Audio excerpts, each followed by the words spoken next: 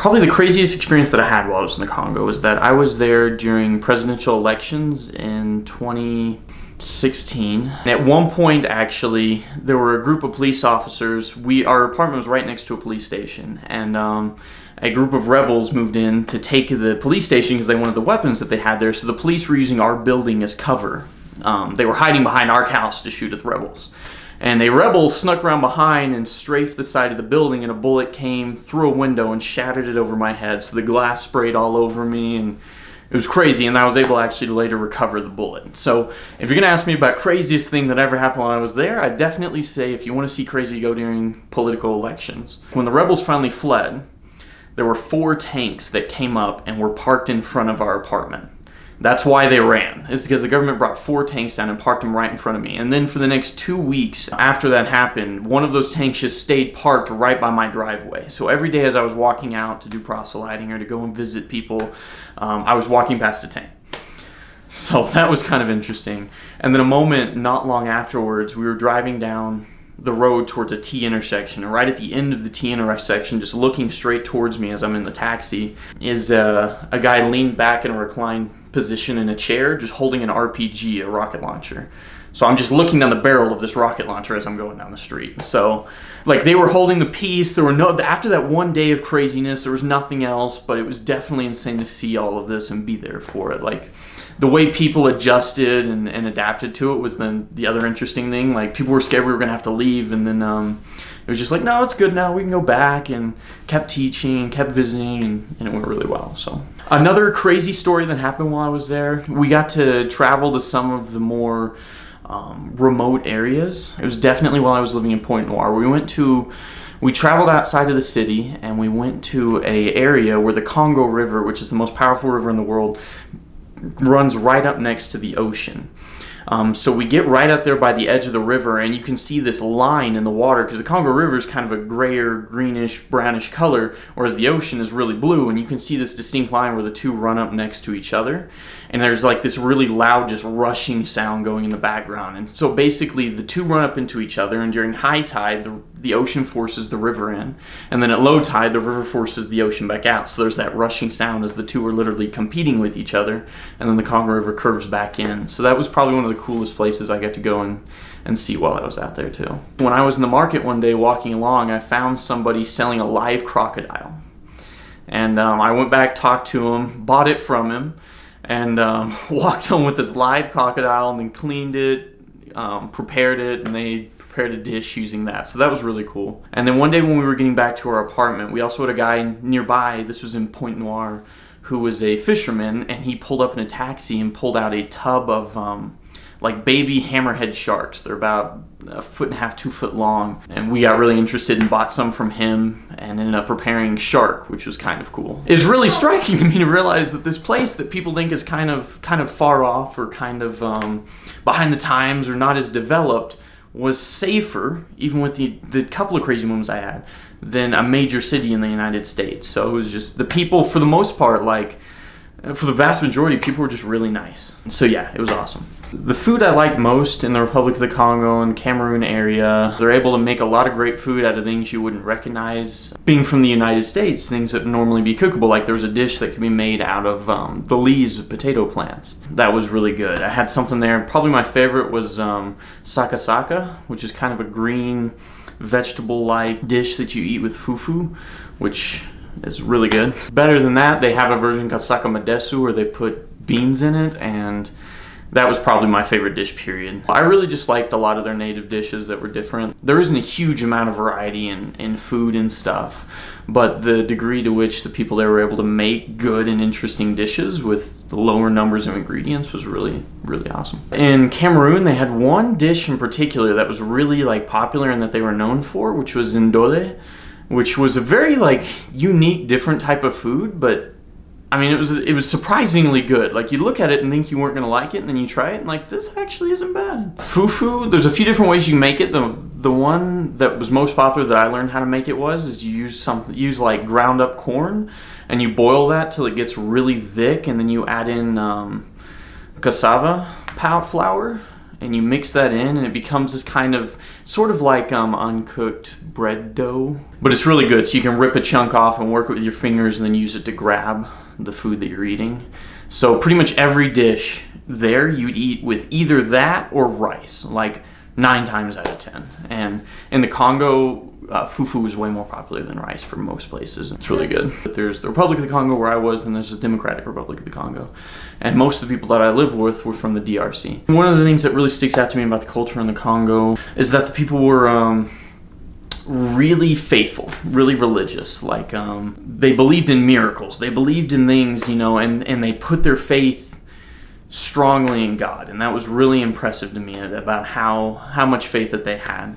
Another thing was just how polite they were. You would run into some people who would see me and see that I looked different and would yell out stuff or be rude, but that was 1 out of every 100. Everybody else was super inviting, whenever I would come and talk to someone, they would invite me over really easily to come and discuss with them and meet with them again.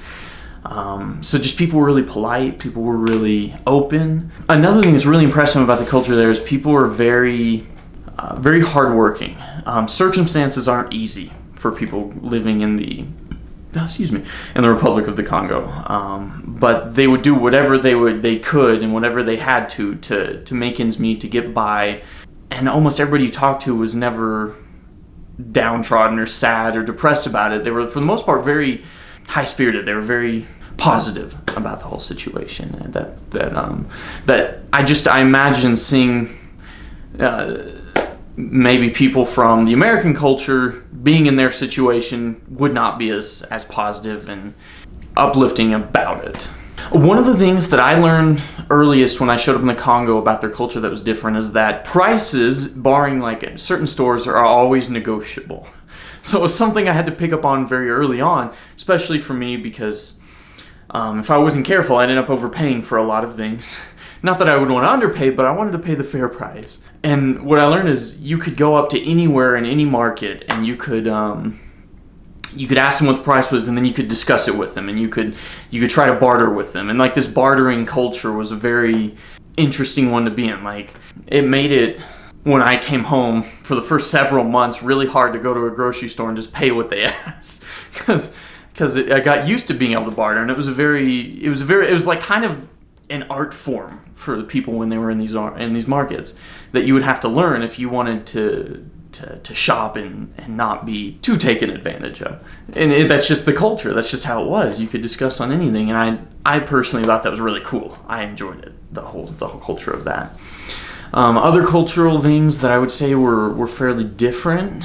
One thing that I really noticed in Cameroon is that they're very heavily influenced by French culture, which is kind of similar in the Congo. Like, they have events in the Congo where they do something called sapping, which is they have to go out for these competitions where they dress up really fancily, and they compete with each other to see who's got the most expensive suit, who's got the most expensive shoes and belt, and they compete, and they have these dances that they do, and it's a really interesting thing to see. Like, I found it really cool. There's a very popular song in the Congo actually called Sapé comme jamais.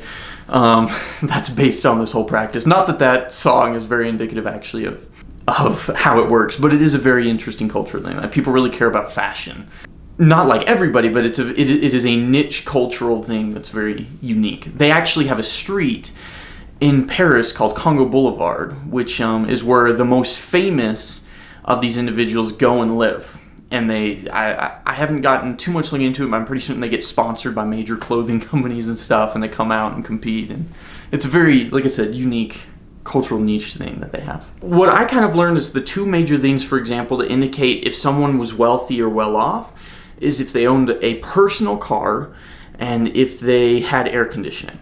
So like, you kind of have to get by with, most of the time you never drive. You either walk wherever you need to go, which you can walk miles to get to where you need to go, or you take public transportation, which is usually it's a bus, but it's like a 15-passenger van that they just fit everybody inside of, or you take a taxi, which is more expensive but a more direct route that you can get. And some areas the buses don't run, so you have to take taxis.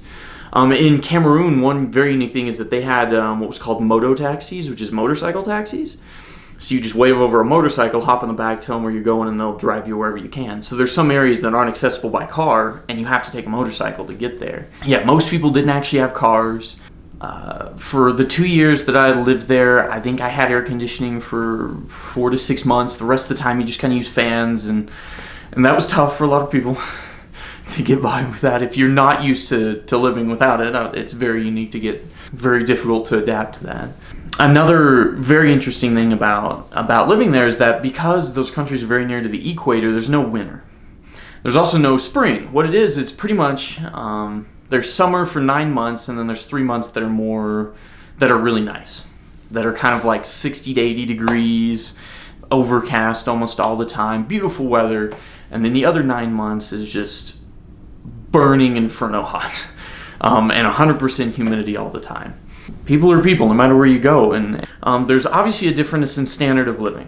One big thing is a lot of families actually live extended families all together, so you'll have a large building with a number of different rooms inside, and you've just got one family living in each one. You know, you might have the aunt and uncle living in one, and other family living in another, but people live more in family units. They'll speak, so it just depends on what part of the country you're in. So for example, in Cameroon, I think they have over 150 dialects. And in the Congo, depending on which part of it you were living, they might speak Lingala, which felt like the most popular everywhere I was, but they also might speak they might speak Kituba, they might speak Swahili, so it just kind of depends. Lingala, I think, was the most popular, though, for the Congo, not in Cameroon. Everybody there is bilingual. If they speak French, they're bilingual. Like, yeah, if they're all going to speak, because in their homes, for the most part, they'll speak their dialect of Lingala, of Kituba, of Swahili, whatever it might be, and then, but at school, usually they're learning French. Cameroon is actually even a bigger difference because a portion of Cameroon is English speaking. Really? Actually, they have a tiny part that I'm pretty certain is German speaking, but it's very small now. Because they had a German colony that kind of started there at one point. But there's one portion where nobody really speaks French at all. They speak English and their dialect in Cameroon. What I would want to say to everybody there is that you live in a beautiful nation, and I love the people. I love all of you, and I want to go back and see it again, and I want to visit again, is how much I fell in love with the people there.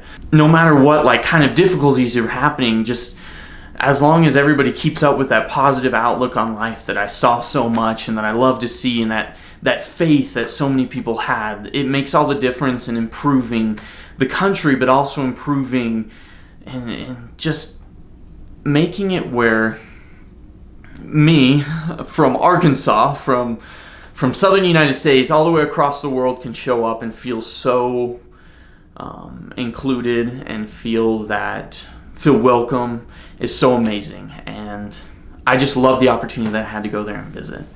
Si je pourrais dire quelque chose à vous dans votre langage, je voudrais dire que, bon, premièrement, je ne parle plus autant bien.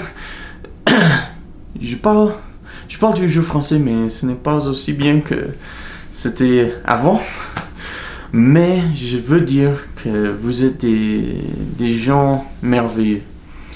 Et je vous aime. J'aime votre culture. J'aime la foi que vous avez. J'ai eu les meilleurs moments de ma vie lorsque j'étais là-bas. Et je veux y retourner plutôt que je peux le faire. Je vous aime.